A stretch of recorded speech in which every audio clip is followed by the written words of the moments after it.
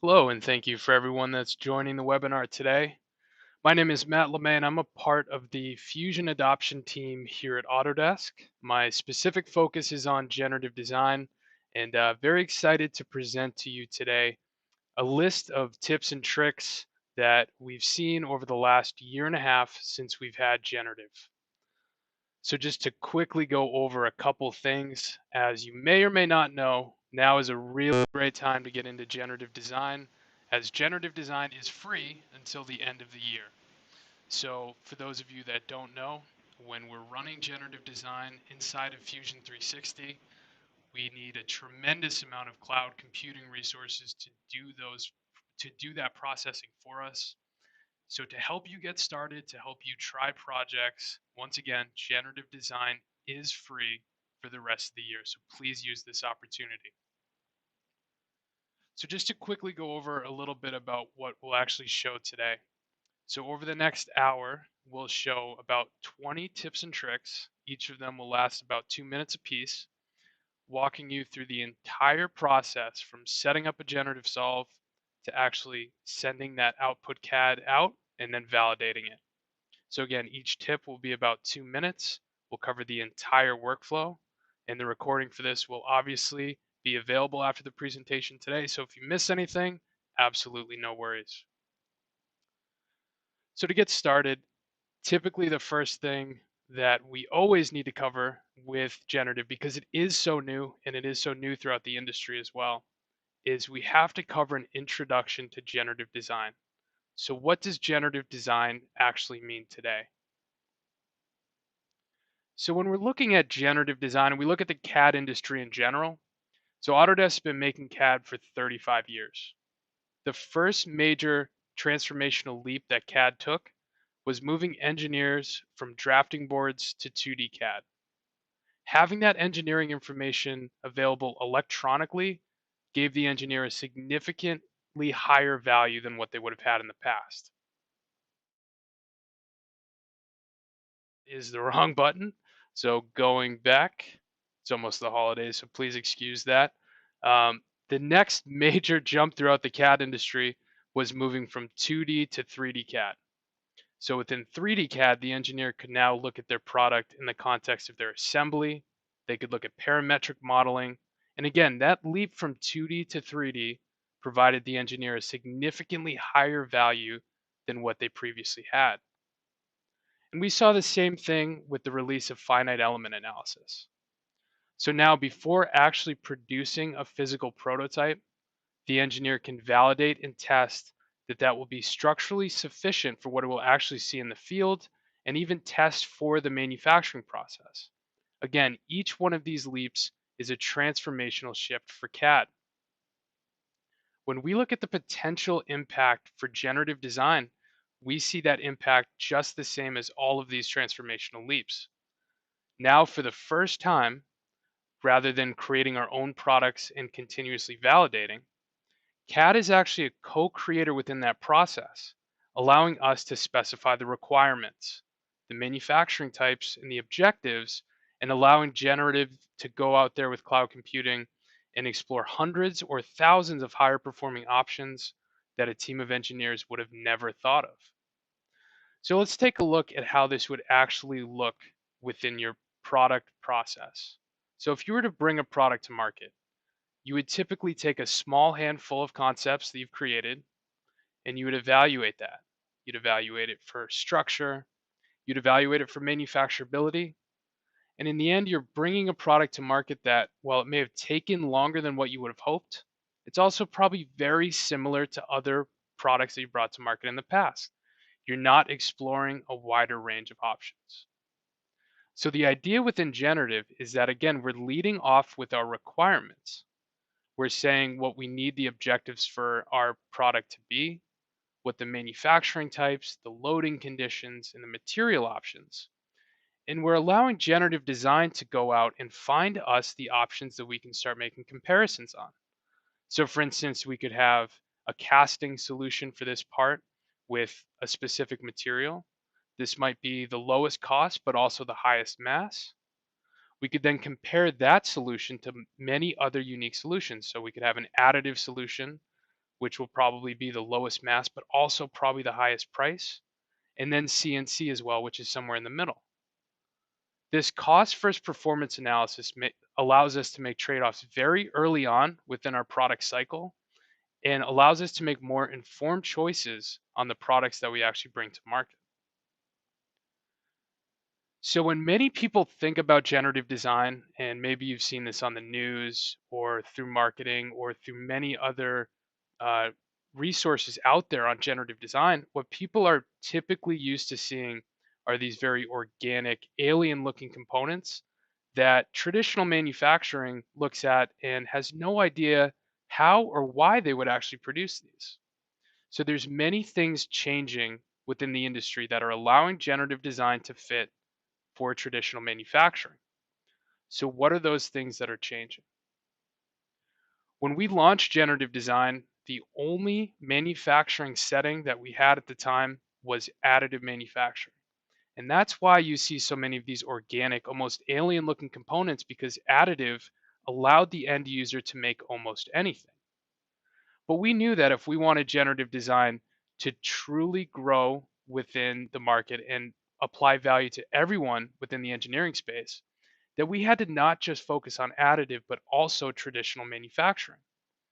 So if you look at generative design today, of course, we can do additive manufacturing, but at the same time, we can do casting, CNC, and two-axis cutting to provide you a range of performance options that are all manufacturable no matter how you produce that part.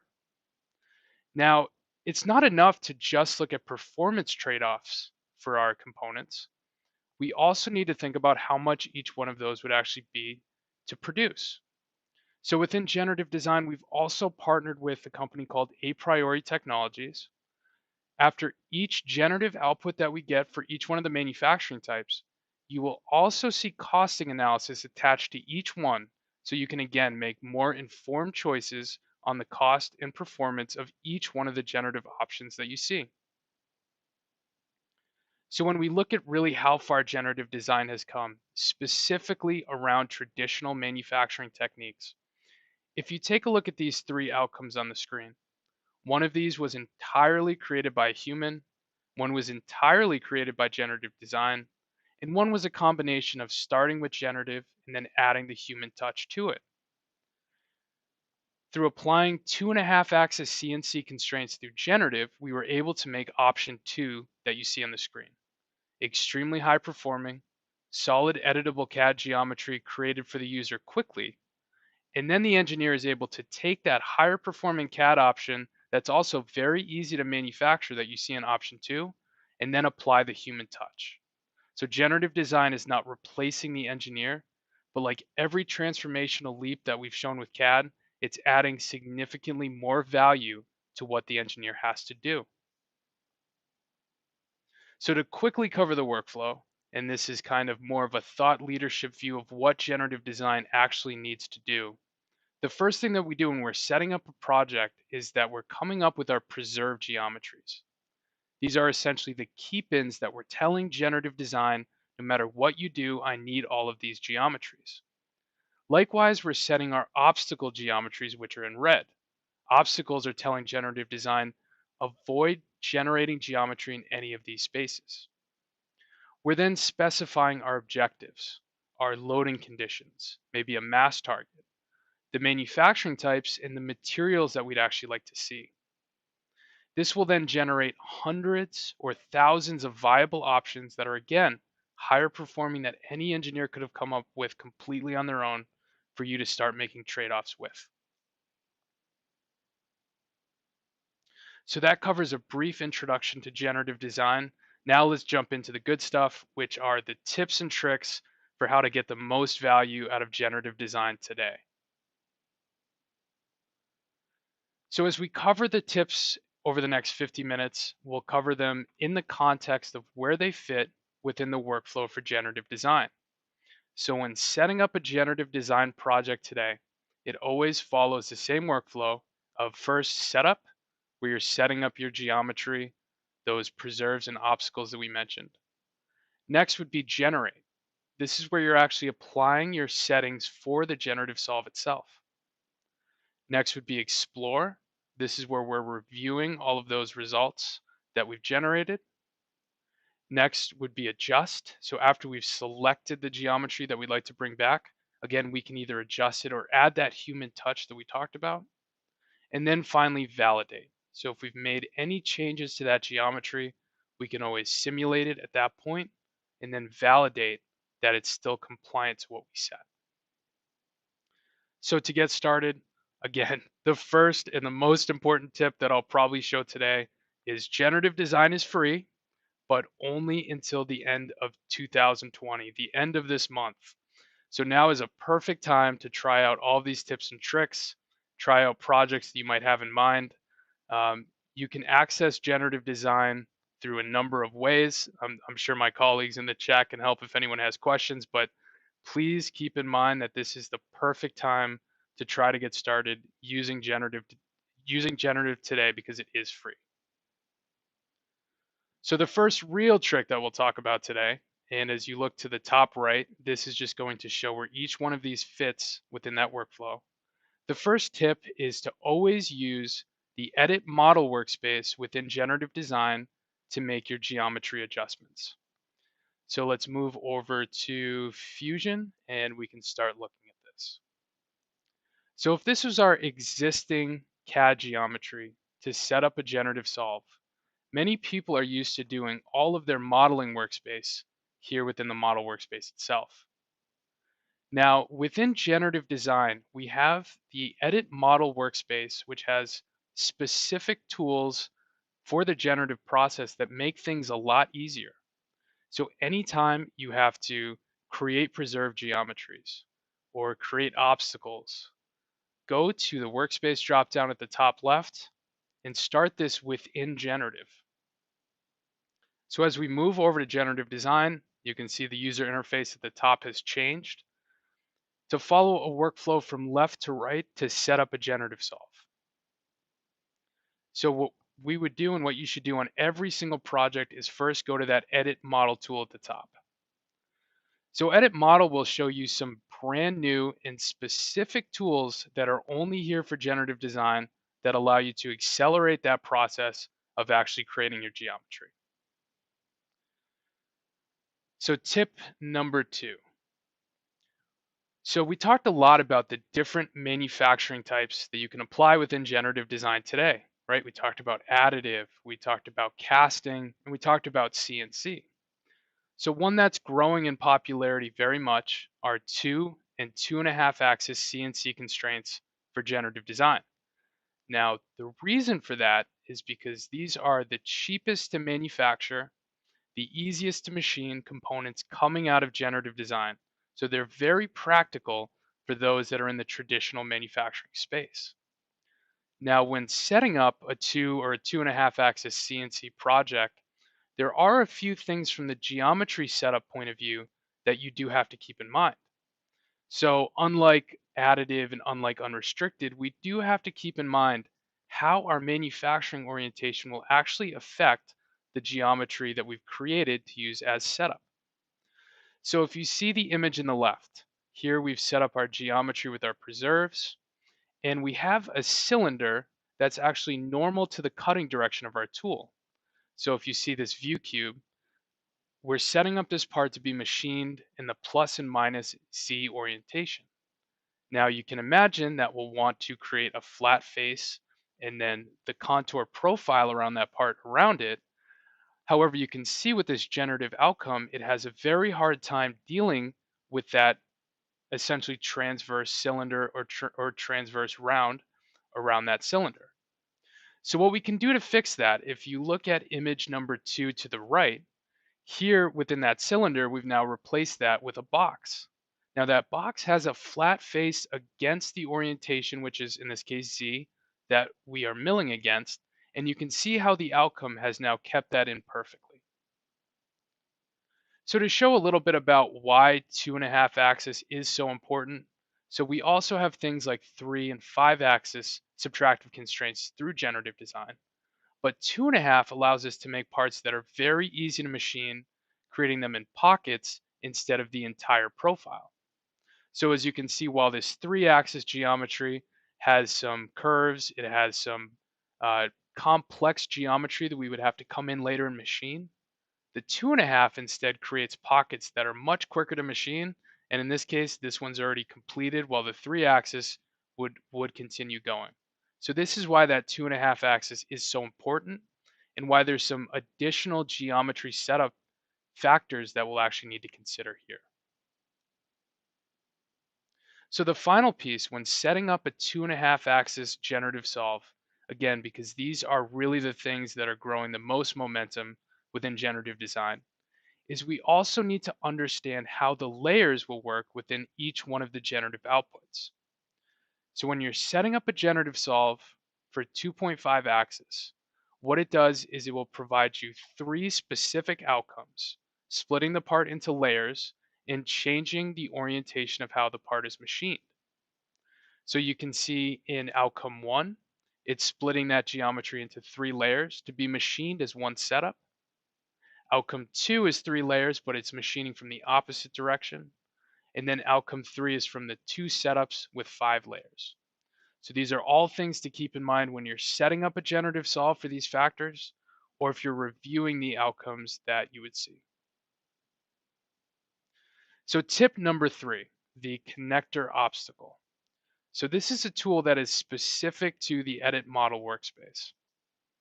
Many times when setting up a generative solve and creating all of these preserves and obstacles that we talked about, our product team realized that when making obstacle geometries for things like fastener locations and assembly clearances, there had to be an easier way to do this than creating a sketch and extruding and combining all these bodies.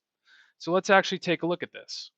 So within Fusion today, and we're within that edit model workspace, I'm just going to hide one of the other solids. So if we look at this triple clamp, we know that we have to avoid any geometry within the space that I'm highlighting now, so we can attach that other component later on. So the connector obstacle tool is a great way to do this very quickly. So I'll just look to the top, I'll find the connector obstacle tool, and you'll see a new window will appear. This will prompt me to select the start of the shaft, which I'll select the top of that hole, the bottom of the shaft. That will essentially obstacle all of that space within that section. But we know we also have things like assembly clearances and other geometry that we might have to avoid around that. Maybe we need a clean face on the top and the bottom as well. So we'll select the bolt head selection here, and this will allow us to very quickly adjust the size of these. We could have them on one side or we could have them on each side, adjust the width and adjust the height of these to create them as obstacle geometries. So to go back, that was the connector obstacle tool. Next, I'd like to show the remove feature command within edit model. So when setting up a generative design, there's many times when you'd like to remove features to drive brand new innovation, right? So in this existing triple clamp that we have, an engineer had created this pocket that you see in the middle to reduce the mass of it. If we're using that as a starting shape to run through generative design, or if we had a very complicated preserved geometry itself, we might actually want to remove features like holes, fillets, or even that pocket itself, so we know that we're not going to have any issues within generative design later. So within that edit model workspace, and this is why it's so important, we have an automated feature to select the feature and the size and remove them all and then repair them as one solid. So to go back to Fusion, let's cancel out of that connector obstacle. And let's say that we wanted to automatically remove this pocket. So to do that, I'm just going to go to the modify command at the top and I'll say remove features. When I do that, I can select the solid that I'd like to remove features of, and then I can select the type of features that I'd like to remove. So as you can see here, it is highlighting the green hole in the middle, and I think we'd like to keep that in so we can call that out later as an obstacle. So by unchecking that, it's now unselecting that hole and selecting the rest of that pocket. We can also adjust the feature size that it's looking for. So if I move the feature size all the way up to the top, it's pretty much looking at everything. But if I slide that down, you can see it's only selecting what's in that pocket itself. So when I press the delete key for all of those settings that we placed, it will now run through computing what that new geometry would be, and you can see it automatically replace that pocket for us. So again, this is a very powerful tool. In many cases within generative design, you will want to replace features like that, and this is a very easy way to do that automatically.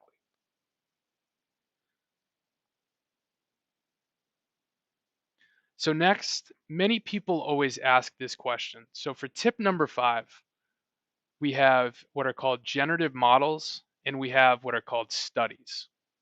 So the easiest way to think about generative models and generative studies is that a generative model contains the geometry for all of the studies within that model, whereas a study contains all of the generative settings for that specific solve. So let's go back to Fusion, and you can see I'm still within the Edit Model workspace. I have what's titled Generative Model 3.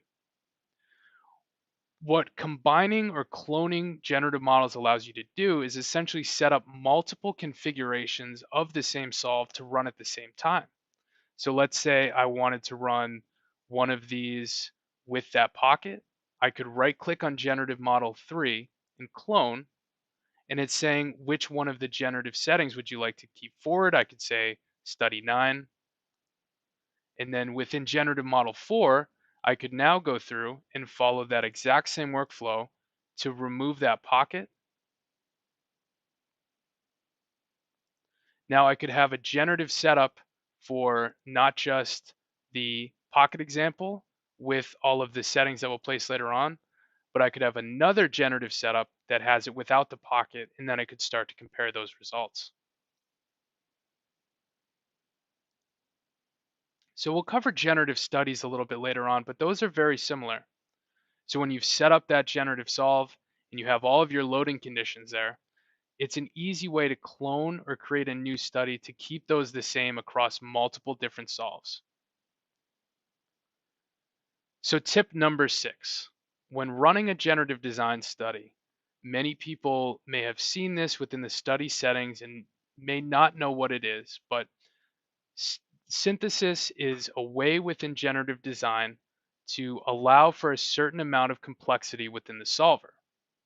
So the easiest way that I would put this here is that if you have very thin walls within your geometry, you should use a higher synthesis. If you've removed a lot of your complex, smaller features, you can use more of a coarse synthesis. Everything else, I would stay exactly in the middle where that's set. So just to quickly show how to get there, so I'm going to go to a generative solve. And when I go to my study drop down to the left, you'll see under settings that I have this mesh synthesis slider. So again, for the majority of your projects, you'll probably be somewhere in the middle. That's why we selected it to go there at first for each project. But if you notice that you have very fine geometry or very thin geometry, I would slide this resolution to the right. And if you had a very simplified geometry with a lot of primitives and you've removed a lot of features, you could slide that a little bit to the left. Again, I would probably keep this to the middle for the majority of the projects that you have.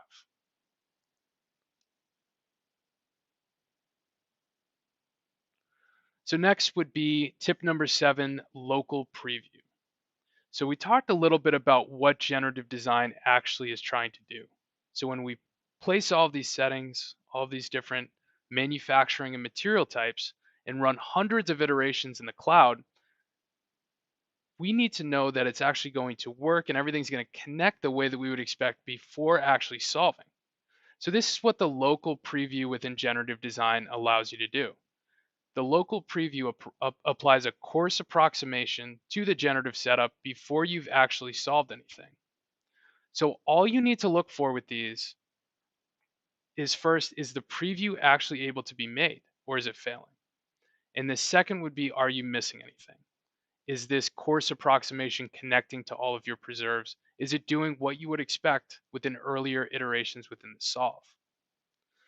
So to jump back to Fusion, so we have our geometry set up, we have all of our loading conditions, our preserves and obstacles. Before running a solve, we're just going to go to the preview tab here at the top. It looks like a green play button. And now you'll see this timeline slider that will appear at the bottom right. So it will take just a second, but what Generative will do before sending anything to the cloud for this project, it's going to run a local coarse approximation of this just to make sure everything's lined up.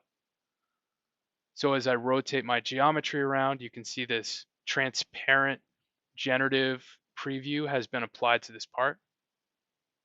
And all I need to look for is that things have been connected and I'm not clearly missing anything within my setup.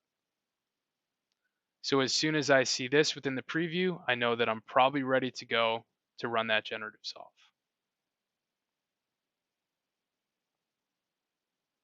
So next would be a starting shape. So within generative design today, you don't always need a starting shape or existing geometry to start a solve with.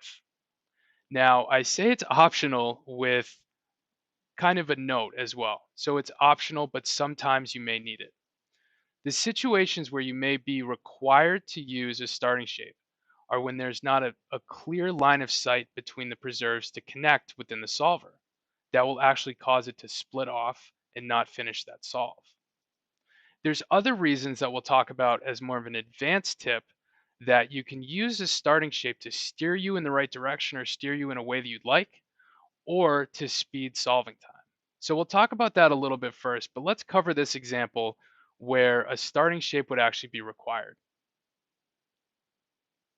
So if we go back to generative design, I'm just going to, again, clone this solve that we're looking at here. So we have a second one. And what I'm going to do is I'm just going to create an obstacle geometry that will extend through the part that we have right now, making it impossible for generative design to connect these early on. So here I'm just creating a plane. All of this is just really to prove a point. So when I have that plane, I'm just going to create a sketch, create a very large, essentially obstruction that would stop these two from connecting. Create that as a new solid. And now when we're in generative design, this also shows the power of that local preview.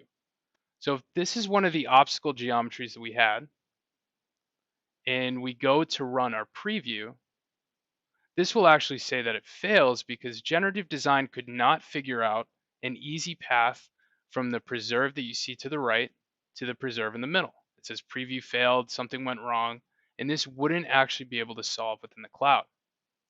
So to fix that, we need to create a starting shape that connects all of these preserves together and then allows generative to have essentially a starting point for this. So if we go back to the edit model tool and we create a sketch on the plane where our preserves are, in this case, I'll make this pretty crude just to prove the point, but there's multiple ways of doing this. I would just create the geometry that could connect the preserved geometries that we have here.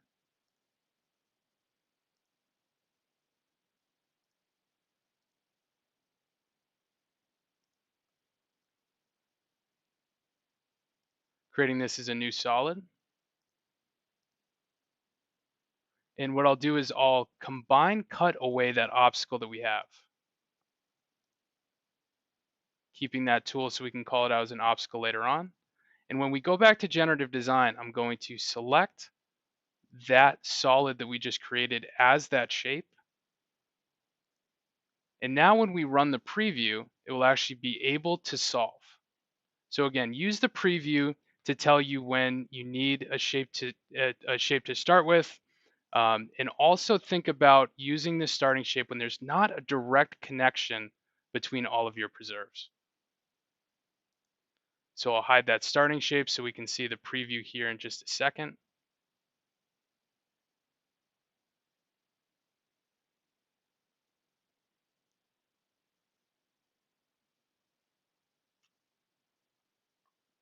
In 1 second here.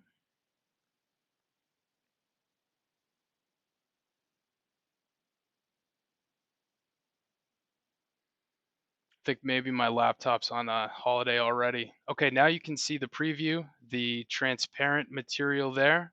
And if we didn't apply a starting shape in this case, that we have that obstacle essentially blocking any of the connections between the preserves, it would not have been able to run. So to go back, we'll now take a look at tip number 9. So we talked about when to use a starting shape with tip number 8, but there's also very advanced things that you can do within a starting shape to get you further along. So there's two main advanced tricks that you can use with a starting shape. So one would be to use what we call a seeded starting shape to create a more organic outcome. And I'll show a little bit about what that means. And the second one would be to actually pre-bake a generative outcome, so one that you've already exported from generative design as a starting shape to use for further refinement. So let's show that seeded starting shape first. So I'll go back to the solve that I had already set up before, prior to actually making that protrusion there. And as we show the starting shape, what I've actually done here is that I've created the original geometry that we had, and then I went through and I created a pattern of essentially spheres, or primitive spheres in this case, to then subtract away from that geometry. And what this allows us to do when we go to the Explore environment later on is it gives generative design more surface area to solve with, providing you not just a solution quicker, but also a more organic and complicated solution. Now, that may be a good or a bad thing. If you're trying to make things to produce with traditional manufacturing, I wouldn't really recommend that. Um, if you're trying for the most complicated organic look to your component, maybe you're working with something like additive, this is a really good tool to provide it a way to start generating something complex very quickly. Now, the second one that we talked about would be pre-baking. So pre-baking is the idea that we've taken a generative solve and we've taken that generative output and we're going to use that as a starting shape for another generative solve. Now you're probably thinking, why would I do that if I've already generated the output? Well, pre-baking allows you to further refine something that's already been generated. So let's say you solved one to a factor of safety of 2, but then you realize you'd really like to go to a factor of safety of 1.5. By bringing in that exported CAD geometry, it allows you a starting point to further refine what's already been generated.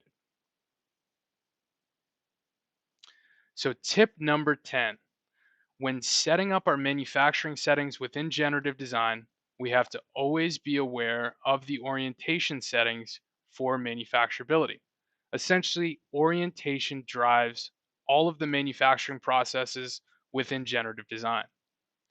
One other thing to note, while within CNC and casting and two-axis cutting, they would work in both the positive and the negative orientations, additive manufacturing settings will only apply in the positive X, the positive Y, and the positive Z.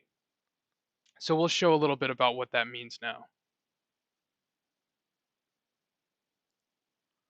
So when setting up a generative design solve, again, the idea is we want multiple manufacturing techniques to apply.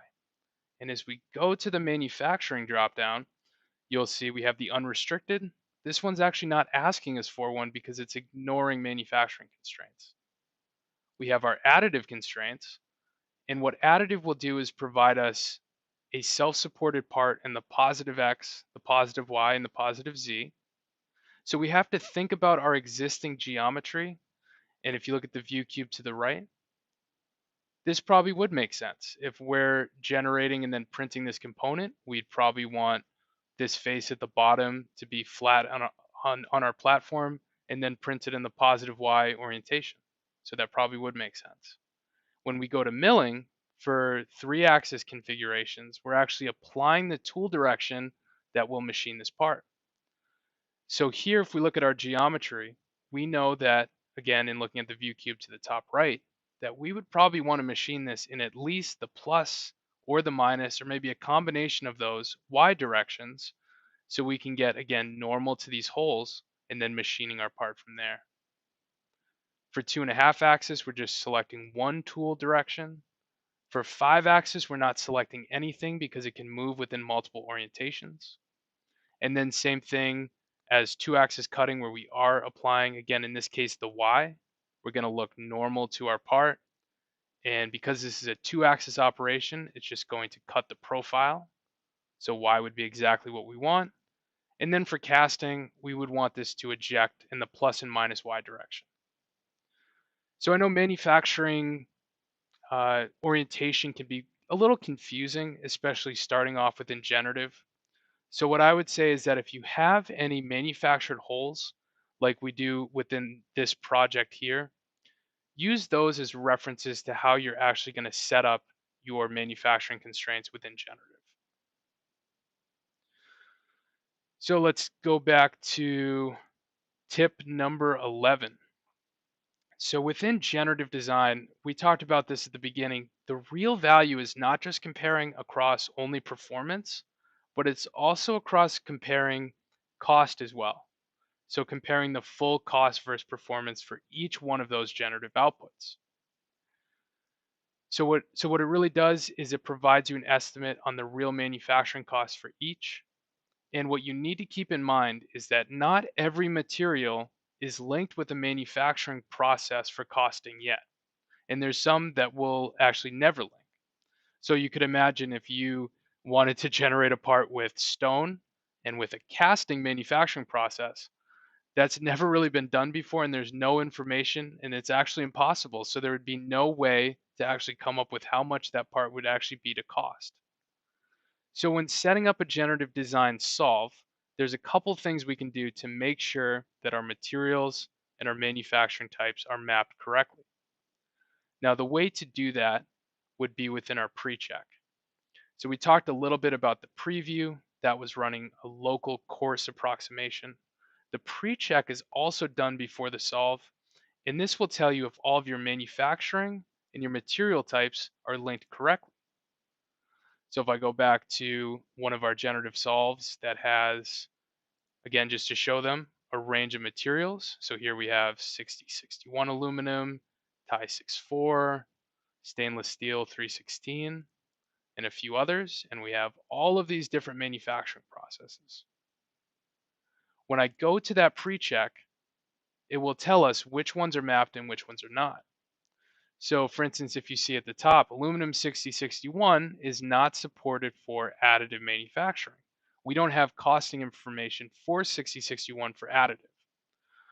Whereas with aluminum alloys, which is the specific one we picked here, we do have costing for additive, but for this one, we don't have it for milling and 2-axis cutting. So again, just a point, if you're very much interested in costing analysis, make sure that you're looking at that pre-check to see if the material that you've selected is actually mapped to a specific costing process.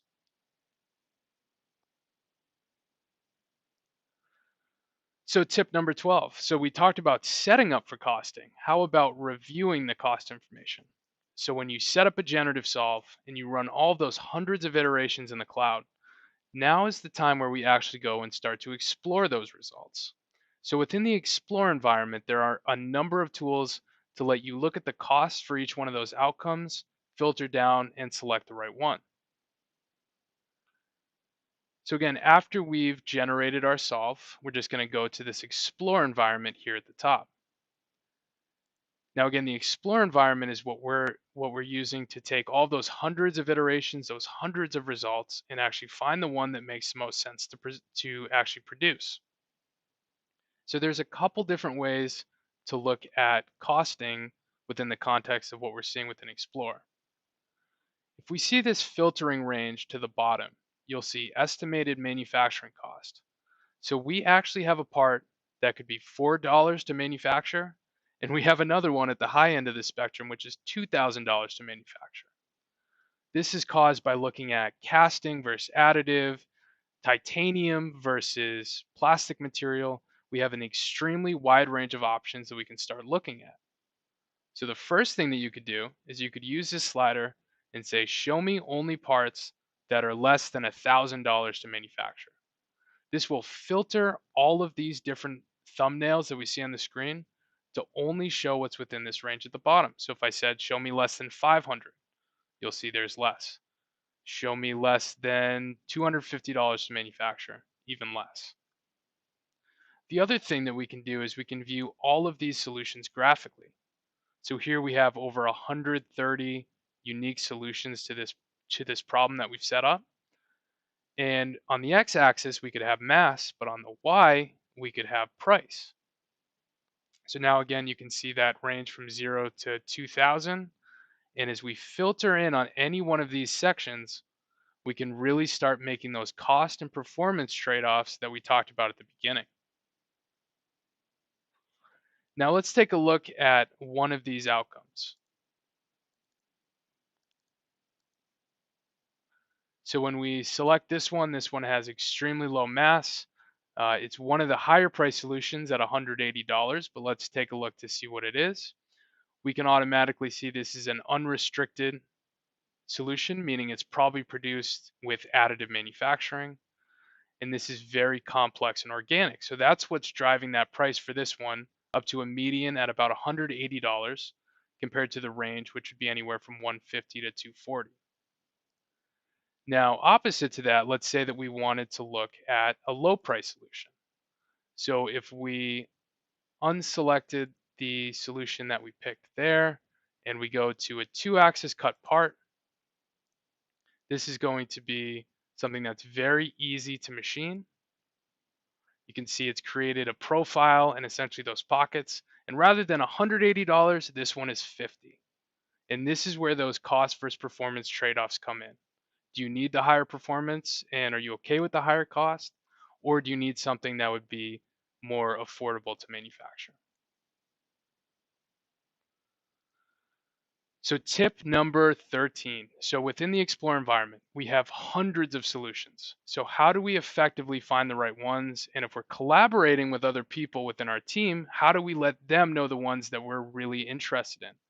This is where tagging and filtering comes into play. Tagging allows you to actually put a note on one of the iterations to someone else in your team or maybe you later on to figure out what you'd like to see. And then filtering allows you to set those criteria, kind of like what we showed with cost, to narrow down the solutions. So going back to this Explore that we were just looking at, we have all of these solutions that we could look at. We have organic, we have additive, we have all these different manufacturing types. We also have what's called visual similarity. Within visual similarity, what it's doing is it's taking geometry outputs across multiple manufacturing types and grouping ones that look very similar. So you might find that you like a certain segment of these solutions, not just because maybe they look visually the same, but because they're applying a certain organic or performance value to what you're creating. So the other thing too is if you look at one of these outcomes, so this is a 2.5-axis subtractive solution, I can apply a tag to either reference a colleague later on or to make sure that I can come back to this specific solution. So by pressing the tag at the top, I can trigger a message, says, Aaron, take a look at this. Bruins are better. And we can say whatever we'd like in that space. So when someone else who's within our Fusion team needs to take a look at this project, they can automatically find that tag that you've applied. Tip number 14. So when looking at all of those outcomes, I think many people are familiar with selecting that final converged solution. So that last iteration within that part. But as people use generative design more and more, they realize that the iterations that are closer to the middle may actually be preferred. So again, when we're generating that part, it will extend 20, 30, 50 iterations. Maybe an iteration in the middle is not just lighter weight and higher performing, but maybe it's also cheaper and more conservative than that fully generated solution. So let's take a look at this. So if we look at this 2.5-axis subtractive solution, we're looking at iteration number 21. But what you might also be interested in looking at are the iterations leading up to it. So in this one, it's showing all of these different manufacturing settings. It's looking at machining all those pockets and how it would actually interact with that geometry. If we take this one out and we actually look at some other ones, let's take a look at this one for additive. We can see maybe this final converged solution, although it's meeting all the requirements that we set, maybe it's a little too organic or a little too complicated for what we like. Again, you can scale this all the way to the beginning and maybe find something that makes a little more sense for what you're doing. So tip number 15. So we talked about the value of generative design is actually accelerating the time that it takes you to bring a product to market. One of the ways of doing that is to export solid editable CAD geometry from generative design. Now, this one is not as much as a tip as it is what I think should be a rule. There are two kinds of exports today within generative design. You can either export a solid or you can export a mesh. Now, I would always recommend to export the solid. If you're working with 3D printing and you do need a mesh later on, you can always convert that solid to a mesh at a later time. But if you start by creating a mesh first, it's going to make your life much more challenging later on. So I'd recommend always export the new solid from that outcome. Tip number 16. So we've exported a design and we'd now like to start actually making adjustments to it. So something that we hear often is that customers would like to apply symmetry to a generative design part.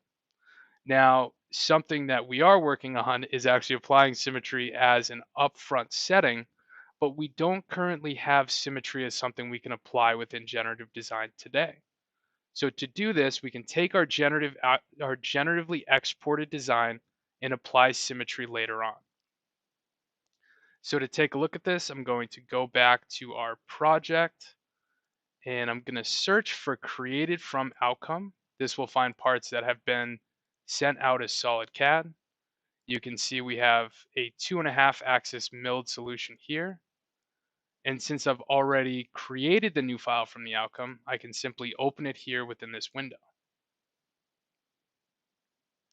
Now that I have this geometry, it looks pretty symmetrical, but it's not exactly symmetrical. And if this was an organic design, something for additive, you would definitely notice that. So if I wanted to quickly make an adjustment to where this part could be symmetrical, what I'm going to do is I'm going to split the body of this part and I'm going to split it around a central plane. So if we had a mid plane for our part, or if we had the origin geometry itself, we can split across that plane. So for splitting tool, I'm just going to select that plane here. You can see that it's extending through the middle of the part. I'm going to hide the half that I don't want to copy. So now I'm looking at this half and now I can come into modify and all I have to do is mirror this part now. So I think actually it's under create, my fault. So I'll create, modify the body from the left half, selecting the mirror plane across the middle.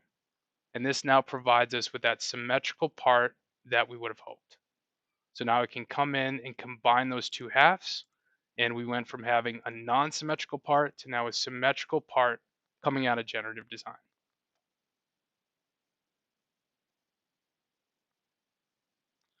So tip number 17. So we talked about all of these different manufacturing outcomes.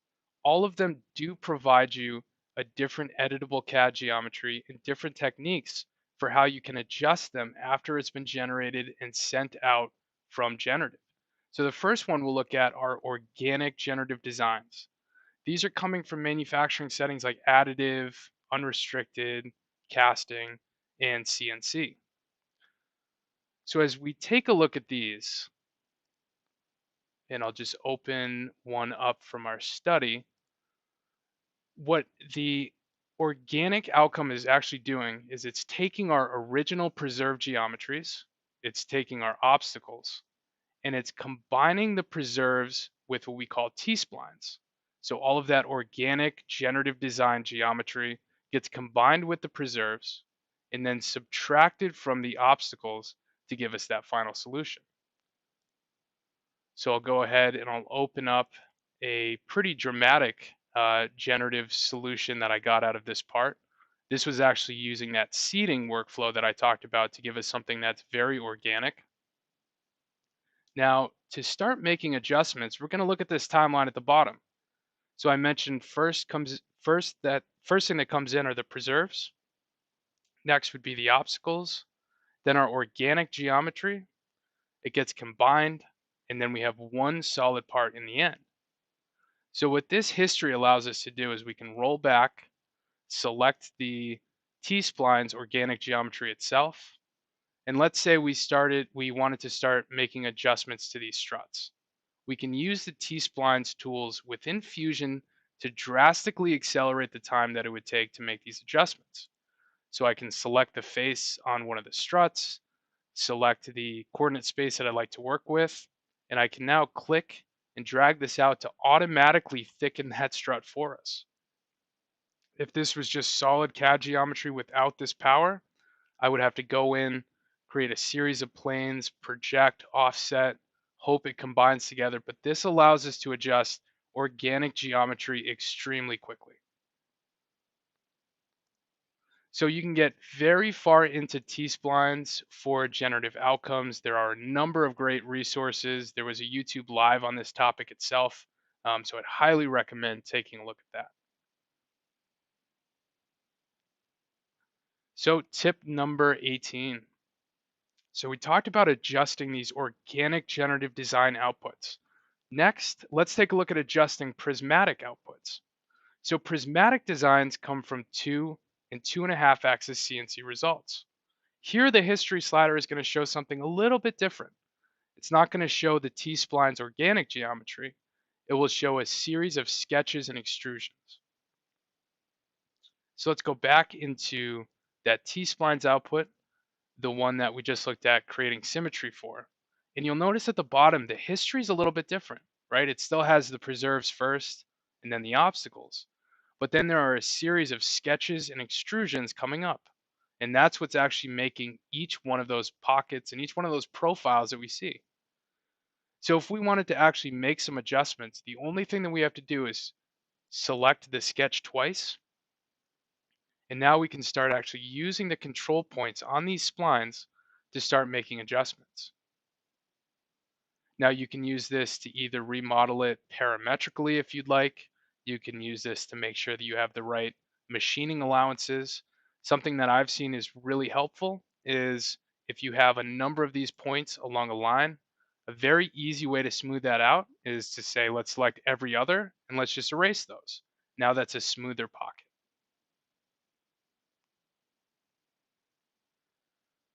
So tip number 19. So we have this 2 and this 2.5 axis part. How do we really know that we can machine all of those pockets? So within Fusion 360, after we've generated and exported that design, we have tools to look at not just accessibility, but also minimum radius analysis for all of those geometries. So if we take a look at that same part, and what I'm going to do is finish the sketch, so it recombines that into that one solid. If we go to our Tools tab at the top and we go under Inspect, we have Accessibility Analysis where we can actually look to see if all of our geometry could be manufactured from a specific orientation. But we also have Minimum Radius Analysis. This allows us to select the body and then select the minimum radius that we'd like to make sure that we can analyze and actually machine later on. So here you can see as I'm moving this slider, you'll start to see geometry show up in red. This is saying if we had a minimum tool that was 1 centimeter, I might have issues around this curve, and that can prompt us to go back into that sketch and actually make that adjustment. We can also check for a sharp edge that would be hard to machine, and all of this can feed into the way that we set up those sketches and those extrusions. Tip number 20, so this should be the last one. Generative design provides a setup that you can bring into simulation to adjust. So you can imagine we generated this part, we've started making adjustments to those sketches, looking at the machining, radius analysis. How do we know that that part is still compliant to all of the loading conditions that we set up at the beginning? So if we go back to Fusion 360 and we have our outcome CAD geometry, all that we have to do is go to the workspace dropdown at the top left and go over to simulation. When we do that, it says it looks like the design was created with generative design. Do you want to use that setup information within a simulation solve? And when I press yes, what it will do here in just a minute is it will bring in the study material. So in this case, 6061, all of the load cases that we set up within generative so we don't have to do it again. And then all we have to do from here is maybe adjust our mesh, and we can run this simulation solve either locally or on the cloud. So if I run that locally, this should take just about 30 seconds. And we can then again validate that any change that we made to that geometry that we've adjusted after generative design has it compliant still.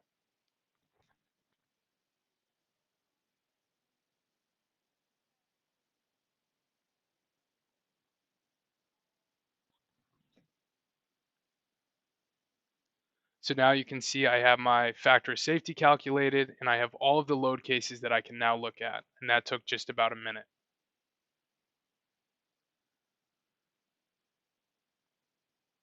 So the final piece of advice that I would give, so we showed everything with generative design outside of actually how to produce that part.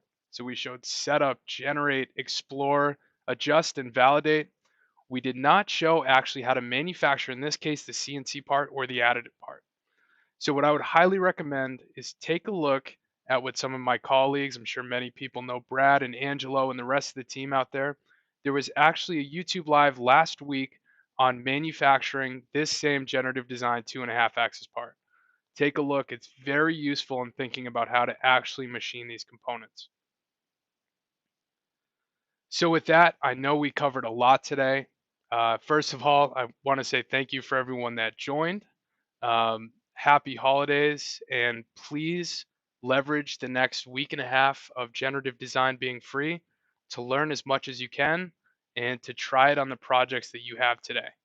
So once again, thank you very much and happy holidays.